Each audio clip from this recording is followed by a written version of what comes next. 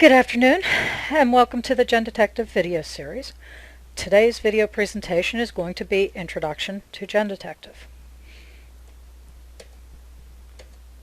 So before I begin, feel free to ask questions at the end of a slide. I'd rather you ask me the questions then instead of trying to remember the question in the context of what we were talking about when the question occurred.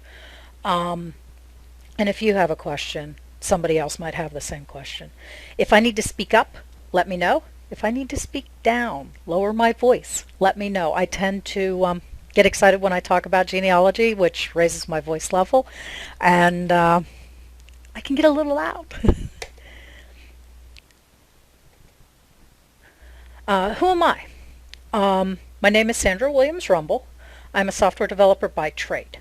I'm a principal at RumbleSoft and the developer of GenDetective. I speak at various genealogical conferences around the country, and I am teaching a beginner genealogy course at the local community college. My hobby is, of course, no surprise, genealogy. I've been researching for over 13 years now. I got hooked several years ago. My mother died. My grandmother was diagnosed with dementia, Alzheimer's, and the doctor said, we need to document her life. We need to be able to have conversations with her as her illness progresses, and somebody needs to go through, because she's not going to know who everybody is, and just document her life, the people in her life. And of course, when I went around the house and said, Grandma, who's this? She'd go, pop, pop. Needless to say, that doesn't give me very much to go on and didn't leave me a lot to write about, so I started digging and kind of got hooked along the way. So, what is GenDetective? GenDetective is an organizational tool for genealogists. Organization is something we all know we need to do, and some of us are extremely organized.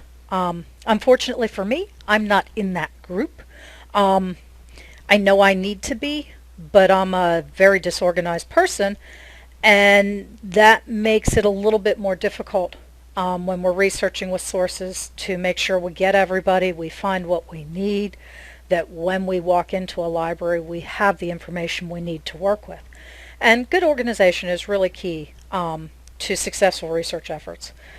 So with GenDetective, we're really looking to help organize our research, whether we're using personal research goals to quickly identify somebody who needs some work, or we're researching to plan a trip so that we get the most out of our trip, that we no longer forget, when we're working by hand, we're trying to remember everybody who lived in a location, what the years were, and invariably, after we've made our trip, we come home and go, oh, I forgot about so-and-so. Oh, their stone was right next to everybody else's. I saw the change in name, and I didn't take a picture of the headstone. So how can we go about avoiding those little oopses? And whether we're researching online, working with traditional worksheets, help me organize my research so I can get the most out of my researching time. You can take your family with you in any format that you can use anywhere. So all of our reports are PDF files, which means if you are going to a library, an archive where you cannot take your electronic toys, you can always take your paper. Paper and pencil is always welcome. If you are going someplace where you can take your electronics, you can put your reports on a cell phone, a tablet, a computer, a Kindle e-reader. You can email them. You can work with family relatives where you're working together on a research line. You can email the reports back and forth. So you really have the ability to transport the information that's of interest at this moment in any form that might work for you. So the first question I am asked is, does GenDetective replace my current tree manager, the software I use to record and manage the data I've gathered, whether it's Family Tree Maker, Roots Magic, Ancestry.com, Legacy, Path, all of those programs? And the answer is no. We are a complement. We are a companion to your existing tools. You work the same way you always have. But what we're trying to do is organize your research so that you can work smarter. It sits beside, on the side of your existing tools, helps you organize your family, and helps you plan your research. It will never, ever write back into your tree. So it's really a read-only tool that sits at the side and helps you organize and manage your research. So how's it work? GenDetective works by using an export of your tree from all of the standard, common, popular tree management tools. Roots Magic, TMG, Family Tree Maker, both Mac and Windows.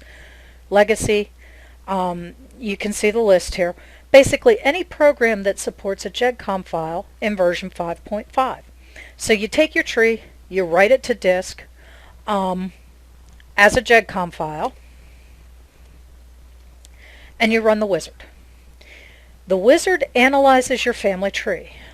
What it does is identify the gaps. It places people in a time period and on a geographical basis. It calculates your personal research goals. We'll come back to research goals in a few minutes. And then it saves the analysis on disk for faster reporting, graphing, and mapping. So you need to refresh the analysis always, before or after a research trip. So before you go on a research trip, make sure the information you're working with is the most up-to-date. After you come home from a trip, you've hopefully found a lot of really good information. So you type it all up, put it back into your tree, then update your analysis to see where you're at, what's changed, and reflect the things that you've found on your trip.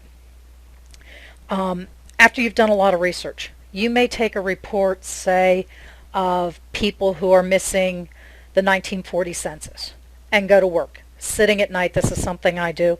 I'll hang with my teenage daughters in front of the TV. They put on their TV shows, which a lot of times I'm not super interested in. So I'll sit there and bang away at the keyboard looking for people in the 1940 census or 1920, whatever it is I'm looking for. It could be military records. And I'll bang away, and they'll say, oh, hey, wasn't that funny, Mom? I'm like, yeah, that was kind of funny. Sometimes I miss it. They roll it back and let me watch it. But I'm sort of with my kids. I'm hanging with my kids. I'm doing the family thing. But I'm also kind of working along at things. So after I've done a lot of research, found a lot of records, go ahead and export my tree. It's not something you need to do, oh, I made a change to one census record. I added a single record. I've got to do this again. I wouldn't be doing it that frequently. I would wait until I feel like I've done a lot of research and I'm getting the feeling that, the analysis is a little stale. I'm running reports and I'm like, oh yeah, I found that. Oh, I found that. Then it's time to go ahead and export your tree. The second question that I'm asked a lot is, why doesn't GenDetective just read directly from my family tree? Why does it have to use a GEDCOM file? And the answer is a little bit of trade-offs. There's a trade-off in performance.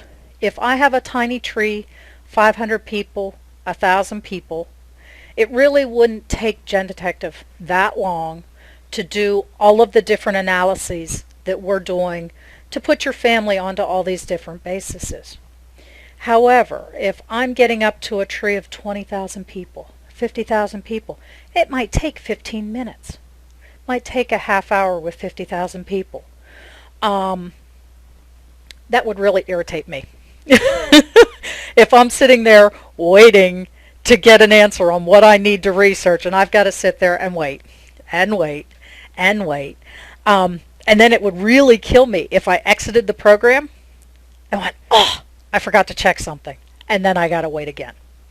So instead of dealing with that and that frustration, is we save the analysis so that that GenDetective has everything it needs at its fingertips to give you a fairly responsive answer to your questions. The tree size, the number of people, does affect the processing time, but even more than just the sheer number of people is the amount of data you have on those people. If you've got every census record, all of their military service, all of their vital statistics on a lot of people, That takes more time to process than if you have a tree of 50,000 people and all you have is birth, death, and marriage. When you start adding in all of the different records that place them in different locations throughout their lifetime, that adds more processing and analysis time to GenDetective than having a huge tree that's very sparse. And of course the other option is that GenDetective could do less analysis. So we could pare back the analysis as a way to save time, but honestly that would cut its usefulness. We wouldn't be anywhere near as useful if we were to do less analysis. It wouldn't give you all the help you need or want, depending on what it is you're researching. So the third question I'm asked is this GenDetective analysis you're talking about the same I hear about when I'm in classes? I'm reading in blogs and magazine articles and I'm hearing about at conferences. And the answer is no. Nothing will ever replace the careful study, examination of all the information you've compiled for a person. GenDetective can't look at the contents of the census record. If you say the 1790 census, my fifth great grandfather was living in Denver, Colorado, GenDetective's not going to say, the United States didn't really have a Denver, Colorado at that point in time. It's going to take your word that that's where he was. It can't actually look at that census record and say, no, this isn't really where he was at. You've mistyped this. It'll never say that you have the right John Smith family or the wrong John Smith family. That kind of analysis you need to do. You need to figure out it's the right family or the wrong family. The software has no way to say, hey, you've mixed kids. You've combined the 6 kids from this John Smith and Amy Smith family with the 7 kids from this John and Amy Smith family. It's not going to look at you and say, hey, hang on. These are 2 separate families. It's going to take your word that they're the single combined family. And again, it's never going to tell you that you've placed people time-wise and year-wise in locations that didn't exist. If you say my family went from Pittsburgh, Pennsylvania in 1800 and suddenly they were living out in Phoenix, Arizona for 3 years and then they were back, it's not going to raise the red flag that in 1800 this wasn't really possible.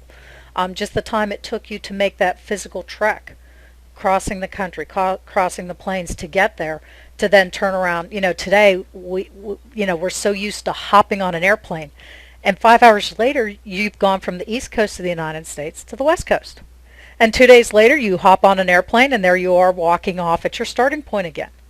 Well, that really wasn't possible in earlier centuries, and we didn't cross the Atlantic in 2 days. It took a week. It took 3 weeks. Originally, it could take a couple of months depending on the wind. And so the software is never going to tell you that you've got a big mismatch there and what you're proposing is just during that time period, frankly, impossible. So what is the GenDetective analysis? This analysis arranges your family by time period and geography. So it's really trying to identify who was in a location at a specific time. And that's great. So we can know who was in an individual town during any 5-year time span. That's great, but it's not always the most useful. Most of our resources are at a higher level, a slightly higher level. They're more in a county level. So what we can do is take all of the towns and townships in a county and group those together. We can still keep the fine detail of the towns and the townships, but we can treat our reporting and our analysis at a slightly higher level so that we're grouping people in an area, keeping in mind that if you look at, say, the city of Philadelphia, we had Frankfurt and we had Fishtown and we had the Northeast, and at some points we had Whitehall Township and other locations. But in the late 1800s, those all became, they all merged and became the city of Philadelphia. And so when you start looking at things on a slightly bigger context, a slightly larger regional context, now we can take into account a lot of our newspapers, a lot of our government offices, where things are stored at that next level up, that next town or municipality level up. And so the other reason that location and time is really important is the availability of our information that we're using to research is controlled by when and where. When governments collected information is dependent on time period and the government itself. And so the information that was collected and maintained by churches and municipalities is really highly dependent upon that combination of factors. And the sources we use to find our family are generally very specific. If my grandfather died in western Pennsylvania, I mean, he was a somewhat important man in town. He was the borough manager, so people knew who he was. But I wouldn't expect to find his obituary in the New York Times. I certainly wouldn't expect to find it in the London Times. However, if the President of the United States dies, we will find that information scattered across the globe in all kinds of newspapers, but unfortunately most of us aren't related to somebody of that prestige. And, you know, it was small news. It was local news. When our family members died, had children, and had significant events in their lives occur. So we need to have our sources and we need to have our data arranged in such a way as to work with the sources that we're trying to use in research. Questions? We're good? Okay. So how does this analysis organize me? It allows us to identify who might be in a specific source.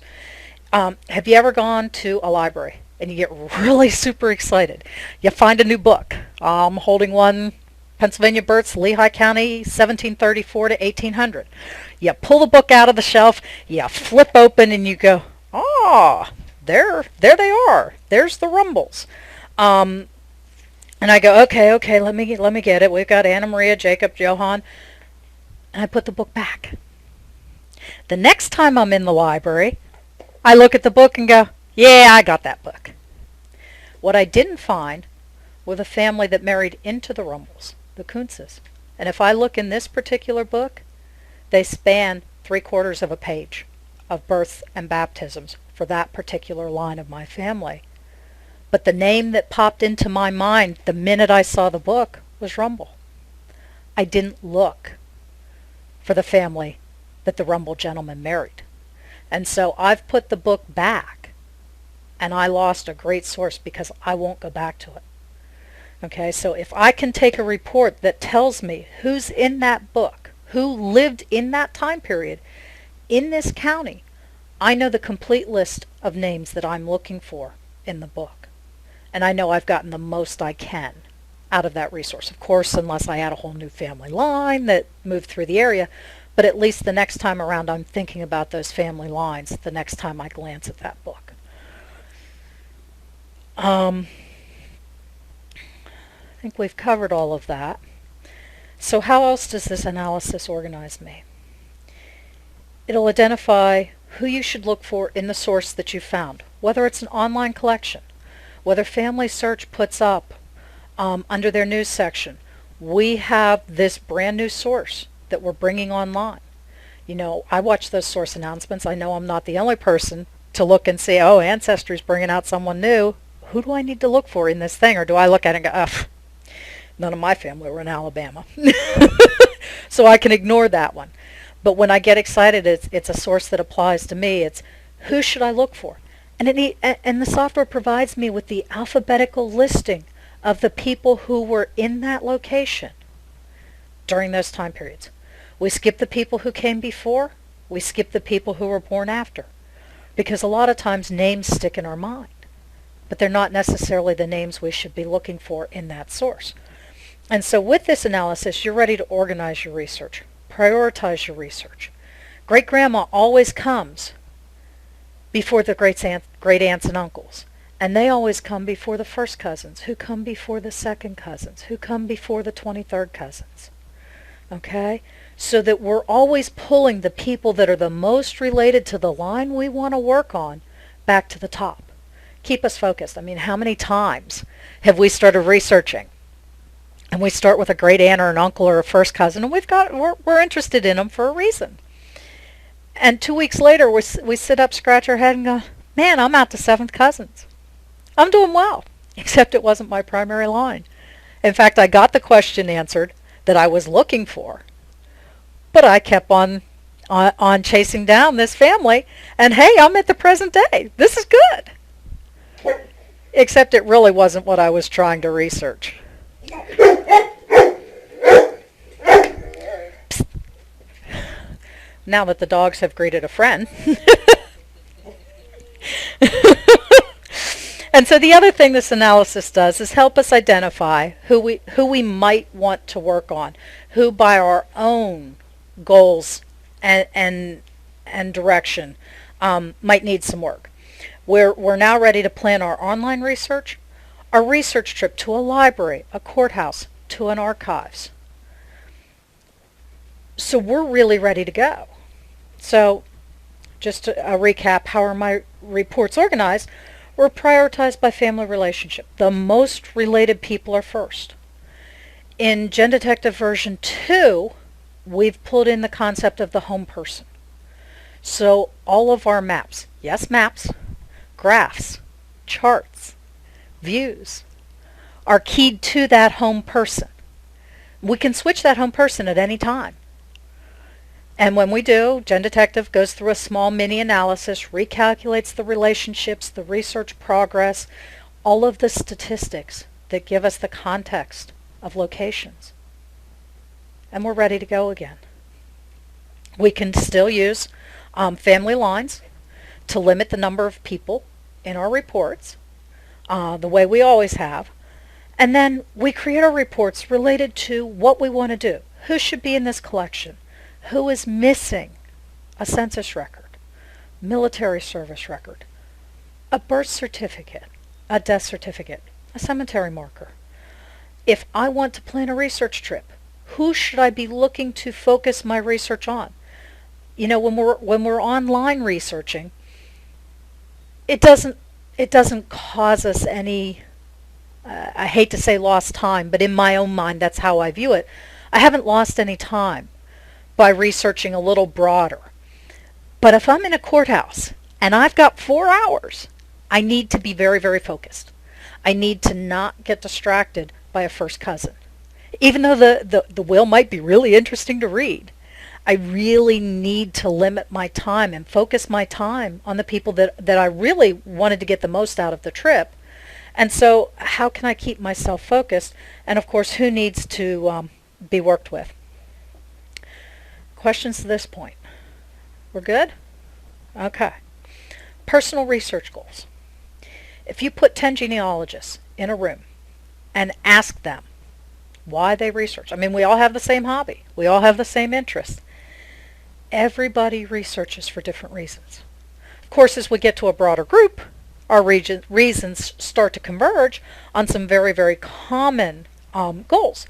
Societies who have rigorous requirements for entry. Mayflower, Daughters of the American Revolution, Sons of the American Revolution, Civil War veterans of Ohio. All of our different societies that we may wish to join. First Family of Pennsylvania, First Family of Alabama. Whether we're writing a book or a paper. Personal curiosity. Researching for medical reasons. That's becoming more and more common these days, as we can now do genetic studies for doctors to say, well, if you can prove this disease ran across 4 generations in your direct line, then we'd like to enroll you in a genetic study. And so we have people for the first time who are doing genealogy, not necessarily because they're looking to find out more information about their ancestors. Well, they sort of are. But they're really looking for very modern concerns in terms of genetic analysis and diseases that may impact them and their children. and of course helping to find cures for those illnesses. Religious reasons, very common reason to be researching. And so our goals are personal. Our goals are not necessarily the same as the person sitting beside us because they're tied to the reasons that we're doing our genealogy research. And so personal research goals act as a guide. They act as mileposts, charting our progress. You basically go through and configure the kinds of records that you typically like to use in your research. And then the goals identify the relatives that you may want to focus your research on tonight. GenDetective displays your progress using footprints.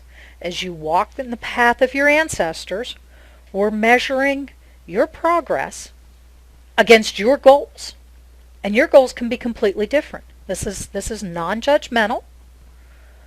Your goals are as specific or as general or as broad as you want them to be. So what kind of things can we configure? There are some things that, as far as I am concerned, are non-negotiable. Since we're looking for people, I like first names and I like last names. And I know women are hard. I have a whole bunch that I've got labeled as LNU for last name unknown. Believe it or not, I've got a couple where first name is unknown.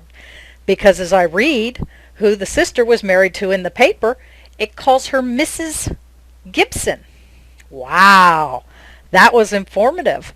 And no matter how hard I dig, there are a couple I have yet to unearth his name. They were married between censuses. He either died, disappeared, no clue where he went, but she continued to go by that name for the rest of her life. Even in her obituary, it doesn't tell me who he was. She's just Mrs. Gibson. Wonderful. So those sorts of things are non-negotiable. But things that completely wide open. I research burial locations. As we move backward in time, it becomes harder to find burial locations for people. And at some point, when you get back into the 1600s, it becomes impossible to find those.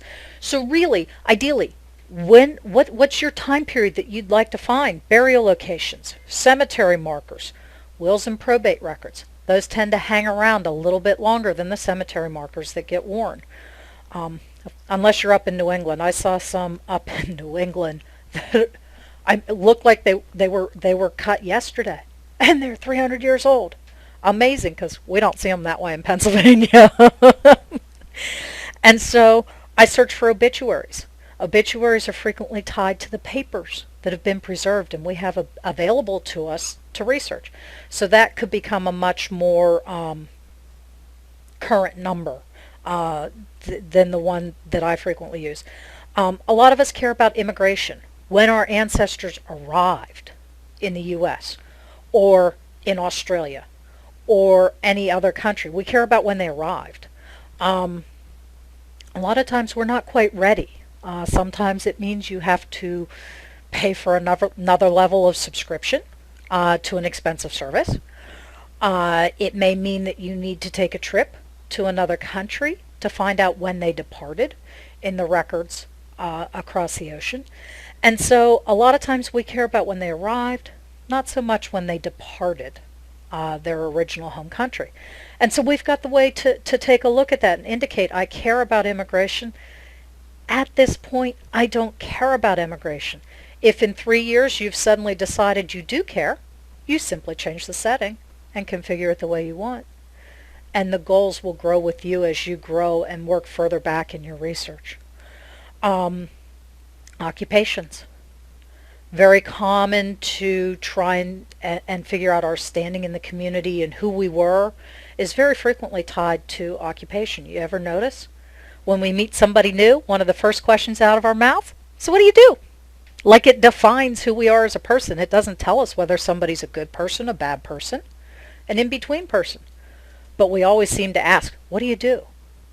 Like it's this defining thing about us. And so one of the things that we really do look for a lot for our ancestors, what was their job? That tells us something about who they were, how they fit into the local social life.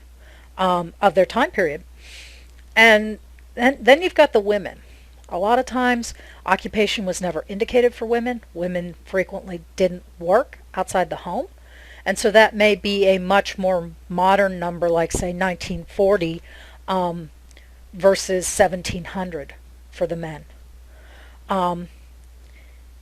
Census records are kind of funny. I like to back my way into the early census records. I like to figure out what the family was. I like to figure out who lived. Makes it a lot easier to figure out which of the 3 entries with the same name in a local census record is which family if I already know the outcome 20 years later. But a lot of people don't like to use those early census records. And so this gives you a way to say, tell me I need to find the 1850 census records, but don't bother me with the 1840, or if we're British, 1841. Don't hassle me with those census records because they don't tell me the names of the family members. So what good are they? This gives you a way to say, that's my perspective on the world. Religious events, depending on, our goals, our reasons for researching. Do you like to find religious events? Not. Depending on where you were, I hate to say it, governments didn't care about the citizens. The whole thought in our economy and our situation in the United States today is the people in Congress couldn't care less about the little guy. Okay, well, that's not new. Reality is the governments really didn't care about us very much at all, but the church did. And so as you work further back, we find that church becomes a much more important record source in the lives of our ancestors, because the church was the only one who cared what the flock was that they were administering to. And so there are church records that exist back into the 1400s. And I'm sure in some countries it's even further back. But this gives us a way to track. We may not know the exact birth date of an infant, but we do know when they were baptized. So we've got a pretty good idea of when they were born. Give or take a few days, a few months, depending on the culture. But it becomes our alternative to birth certificates at a time period when those records didn't exist. And so GenDetective can take your goals, whatever they are, and show you how you're doing on your research. So we can see at the second great grandparents that Carolyn Spilker doesn't quite do. Her research isn't quite the same level of detail as her peers. I've found more information on her peers than I have her herself. As we come down here to the second great grandfathers, we'll see that Hans Hugo Hermann Heinck is not doing quite as well. And as we keep going, we will see. And we have to keep in mind that as we move further back in time, it becomes harder to find information. So I may not have as many sources and as much information about a seventh great grandparent as I do a second great grandparent. Those intervening years, we started keeping more and more records. But if I look at the seventh great grandparent in comparison to the other people of his or her generation, that gives me an idea of how I'm doing on my research of that person when I can compare it to their peers. Questions? Nope. Okay, so I called attention to Hans. I did that for a reason, because I knew the next slide was going to talk about Hans. And so we can see, by looking at Hans, the detail of what we have and what we don't have. And we can see, by the complete lack of footprints here in immigration and religious events, that I don't know much of anything about Hans. I am missing New Jersey Census record, U.S. federal, and a New Jersey state. Now, he did die young. I do know his cause of death. But I'm still missing 3 out of the 4 U.S. Census records that he should be in. And so this is immediately calling my attention to the fact that here are some records where I could devote some effort to. Here, immigration information. And this particular case is complicated by the fact that his mother was a famous opera singer. So he came and went from the United States a couple of times. So I'm really having a hard time deciding which is the true immigration. Is that the first time he came to the States? Or is that the last time that he then stayed and decided he was going to maybe become a U.S. citizen? What really do I use for that? And I'm sort of dithering over what really makes that a good choice there. As you can see, I do not have his will. I do not have a picture of his gravesite. Things that I've identified that are key things that I'd like to find. Trip planning. When I'm taking a trip, whether it's to the local library, to the county courthouse, I'm flying across the country, I'm flying across the world. Well, we don't do those trips across the world very often. I'm flying across the country. I do that more often than I fly overseas. County courthouses, man, I do those a lot. Local libraries, genealogical societies, even more. But when I start driving 2 or 3 states away, I need to be really, really organized. I need to know what it is I'm looking for, and I need to keep on track. Because once I leave, I don't know if I'll ever get back to that place again. And so, when I plan my trip, I run a research guide on a county basis. And that gives me my prioritized list of relatives who lived in a county. And if I'm interested in doing a county where I'm hitting 3 trips, say in the lower portion of the state of Indiana, I did do this, then I run 3 reports.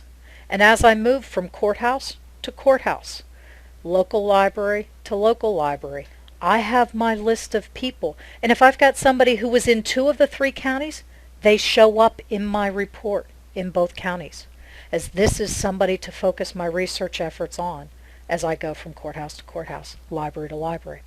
And so what this report does is summarize what I have and what I need to find.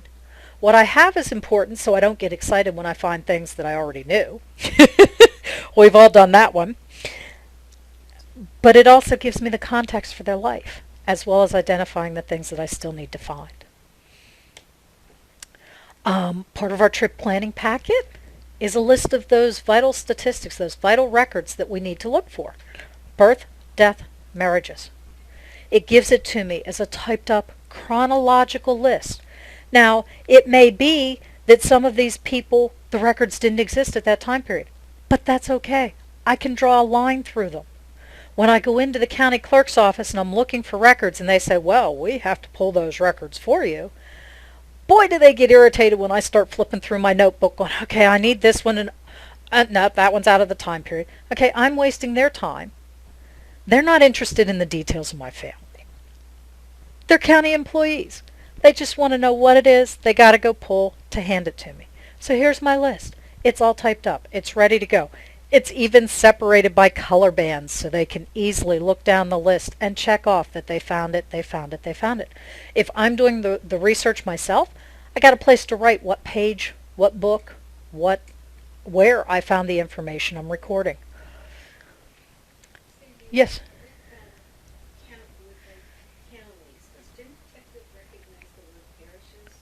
Yes. The question is, does GenDetective recognize that a parish, Louisiana, very popular to be using parishes instead of the word county in the name. Yes, a parish is equivalent to a county, and GenDetective does realize.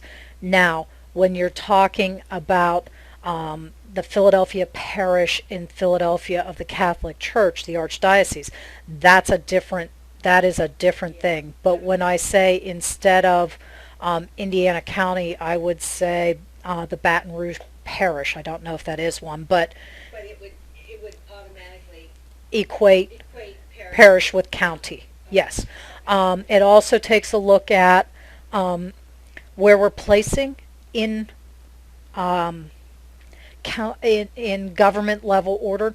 When we record our names, the recommendation and guidelines are to start from the smallest, so at the town or the township level, to the county level, to the state level, to the country level.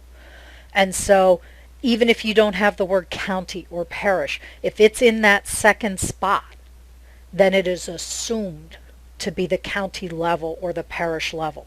And for those, we actually, GenDetective starts from the back end and works its way down, starting from country to state to county, to make sure we're hitting the right location.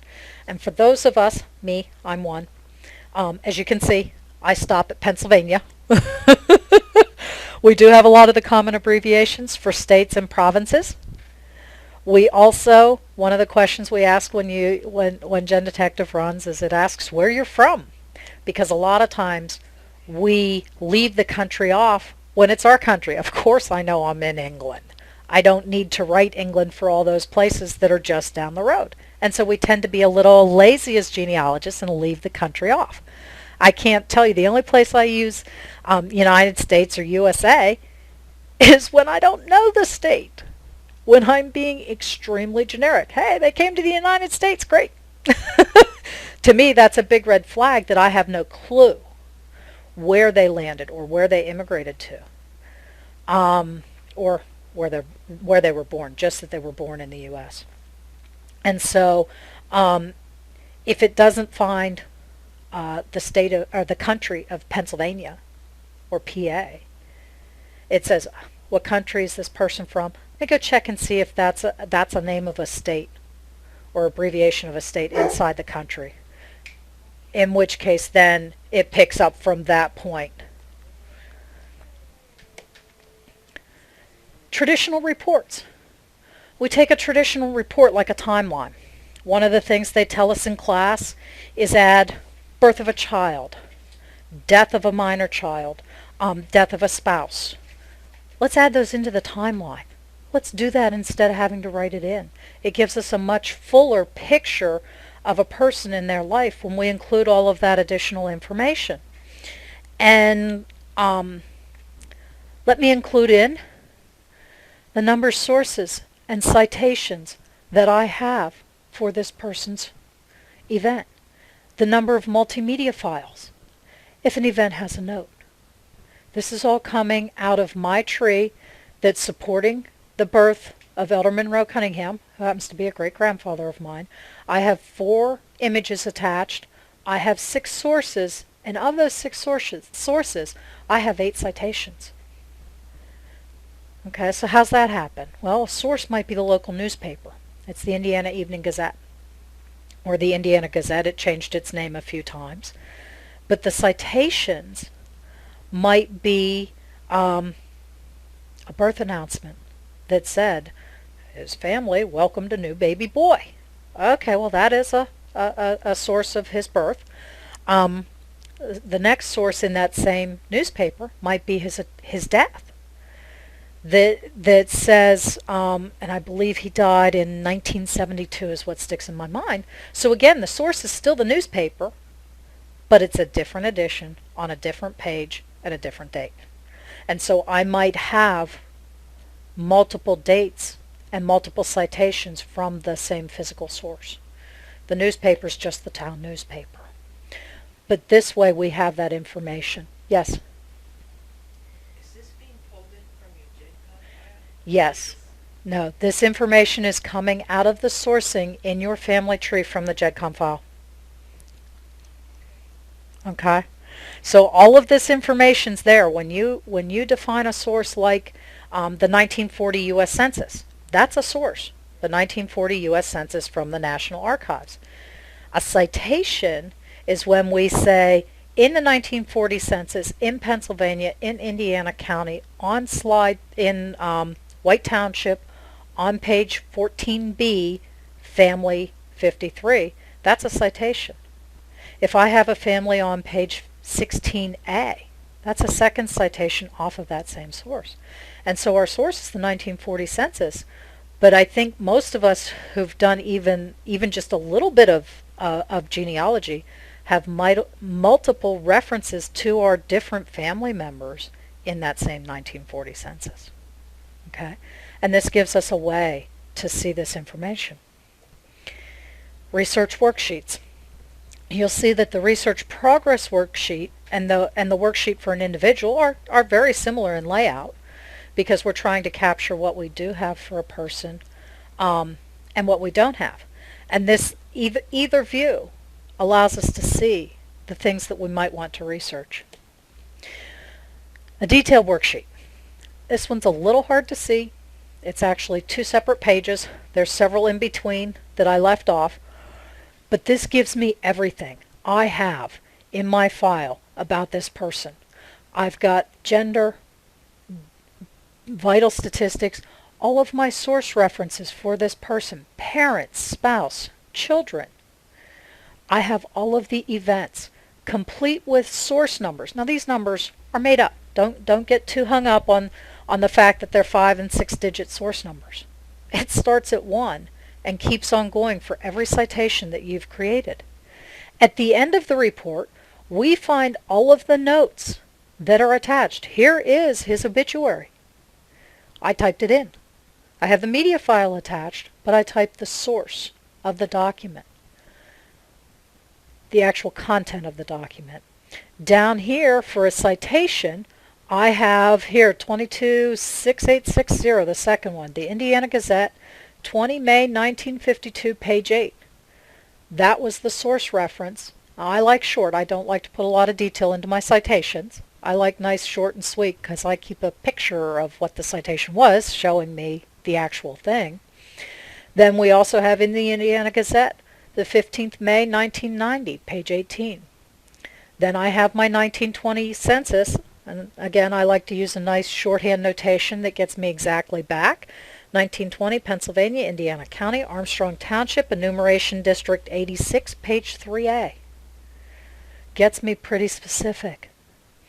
Now, this next source, Don Cunningham, was actually an oral source. I have archives of notes that Don gave me. Don did a lot. Initially, when I was assembling my grandmother's book, he took me to visit. He was an uncle, a great uncle, and he took me to visit every living relative on both sides of the family, because this was kind of neat. We had 3 brothers and sisters who married 3 brothers and sisters. Don wasn't my grandfather or grandmother. Both were out of the picture. Grandma, because she didn't remember. Grandpa had died years before. But he was a brother to my grandfather. But his sister was my grandmother's sister. So he knew both sides of the family, and I'd spend days with Uncle Don. And we'd drive up to a house, and this is it, this is your cousin so-and-so from this side of the family, and from this side of the family. And he was welcome everywhere. I went to a lot of kitchens, had a lot of sit-downs, but Uncle Don was a great source reference for me. He introduced me to a lot of people that, honestly, as a kid, I'd met. They didn't mean anything to me. They were one of the ones to come up, pinch your cheeks, give you a hug, and say, I'm your cousin so-and-so. You remember me, right? Now. Absolutely not. But boy, was he was a great help in my early research. Online research reports. These are typically what I call one-liners. If I'm researching online, I have everything I need at my fingertips. Right? My computer's there. I'm online. My notes are here. I don't need much more than to say, here are the list of the second great-grandaunts who I don't have 1940 censuses for that I expect to find. Here's the list. Go to it. Okay? I don't need a lot of context. So the focus of the one-liners are people that are missing something. A distant relative missing a death date between the years of 1940 and 1997 and probably died in California. Give me a very specific one-liner. Here are the list of 15 people I'm looking for in the California Death Index. So to wrap things up, GenDetective helps us organize our research so that it works for us. A lot of us have time to work on our research, and there are other times we don't have a lot of time. So instead of spending our time figuring out what we need to do, who we need to work on, tell me. That way I can spend my time researching, which is what I really want to do. I don't want to spend my life organizing myself. That stinks. Personal research goals allow us to identify the people that we want to research. And all of our research is prioritized for us, so it keeps us on track, keeps us focused. keeps us from getting too diverted. And there are times we want to be diverted, but there are other times we don't. So keep bringing me back to those people that I choose who's the most important. The software's there just telling me, hey, second great grandma still needs her death date, still needs a will, still don't know when she came to this country. Keep reminding me of that. Might be my brick wall person. Might not be. Might just be somebody I haven't done a lot of research on. Questions? I have one. Okay. For the GenCon file, Uh-huh. I use Family Tree Okay. with Ancestry. Mm-hmm. So when I input the stuff into Ancestry, I match it up to Family Tree. But a census says resident Correct. instead of census. Okay, so the question is, go ahead. So when I import it into GenDetective. it's going to say resident, Correct. and it has the date 1940, but will the software know if I'm talking about the census, or do I need to maybe? Okay. There's one thing we need to do. Okay, so the question, to recap, is when you're using Ancestry.com and Family Tree Maker, a lot of times when you find census records, they're recorded in your tree as a residence instead of as a census event. So there is a step in GenDetective. It usually, not always, there have been some instances, it usually recognizes that this is a Ancestry or a Family Tree Maker tree, and so it should treat residences as a census when they match on a year that a census was conducted for a country or a state. Okay? In version 1, there were some instances where that recognition didn't happen. I believe in version 2 it should be spot on. It should do that for you automatically. But if it didn't, there is a way for you to go in and essentially say, treat my residence fields as if they're a census field. And so there's a way that you can do that so that the software recognizes and treats those residence fields as if they are a census record. And so when you run a census report, it's still going to look at those people and it'll say, oh, this matched up to a census. This must be the U.S. 1940 census because it's got the right dates and the right locations. So we'll treat it that way so they don't need to be in that missing census report. Go ahead. It's the same thing with the military records. Gives it Yes. a residence, the military, the draft cards are the same thing. Right. And there are some peculiarities in the different software.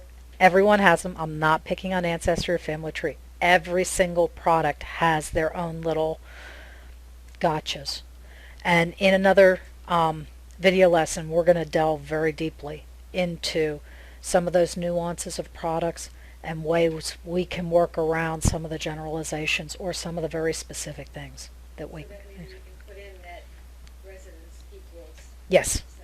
And that's essentially what we do, is in the software there's an option to say residence equals census. This equals that. Treat my custom military event as military service. Because if you do a custom event, it has no idea. The software only knows the general things and tags that are defined in the GEDCOM specification. So when we come along and say, hey, this is the Revolutionary War, this is the Civil War, unless we tell the software that Civil War is military service, it's going to treat it like a baptism event or an occupation. It's not going to recognize it as being a very specific type of thing. It's just another event. It doesn't look at it and say, oh, that's what this person meant. It doesn't have that ability. But we do have a way in the software to define this. Okay? Great. Thank you. That's a wrap.